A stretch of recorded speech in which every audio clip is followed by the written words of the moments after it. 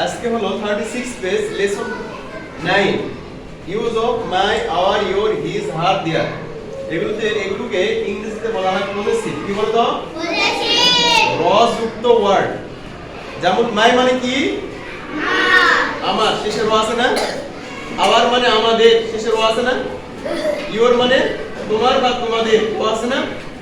His তার আছে না নাই? হার তার, শেষে র আছে।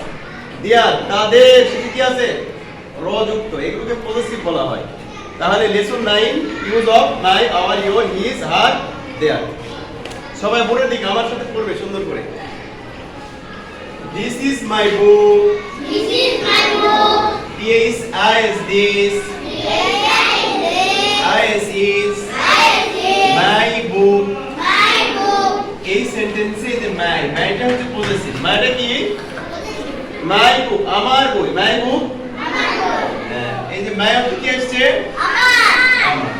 তাহলে এই সেন্টেন্সগুলোর অর্থ যখন আমরা ট্রান্সলেট করব, ইংরেজি থেকে বাংলা করব, মোটামুটি যেই শব্দ তার নিচে নিচে বাংলা অর্থ লিখে দিলেই শব্দের অর্থ হয়ে যাবে। সহজ না কঠিন? সহজ না কঠিন? তাহলে দিস অর্থ এই, দিস অর্থ হয়, মাই অর্থ আমার, বুক অর্থ this is my book. This is my book. এই হয় আমার বই। এই হয় আমার বই। এই যে দেখো next sentence, that is your pencil. That is your pencil. এটা হচ্ছে পজেসিভ।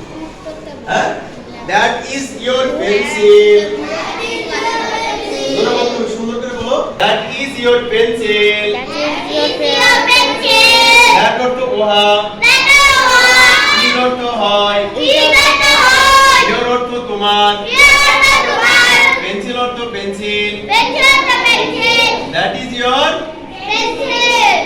তাহলে ওহা হয় তোমার পেন্সিল, ওহা হয় তোমার। তারপর দাও আছে this is your pen. This is your pen. This is your ইওরটা পজেসিভ।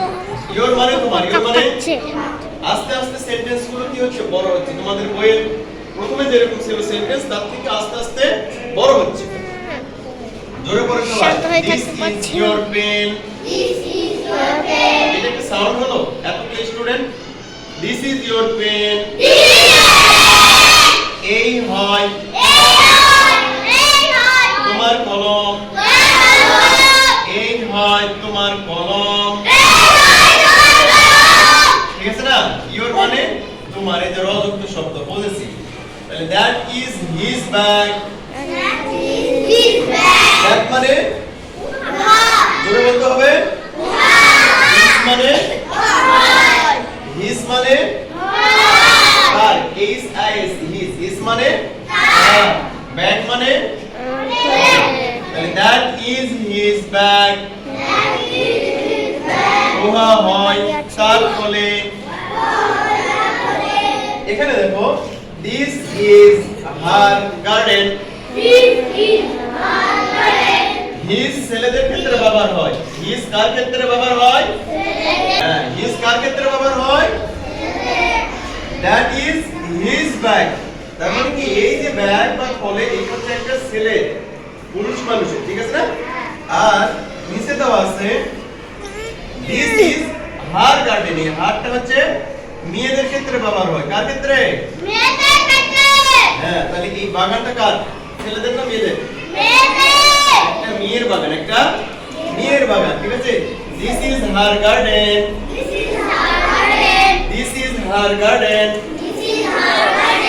এই হয় তার বাগান।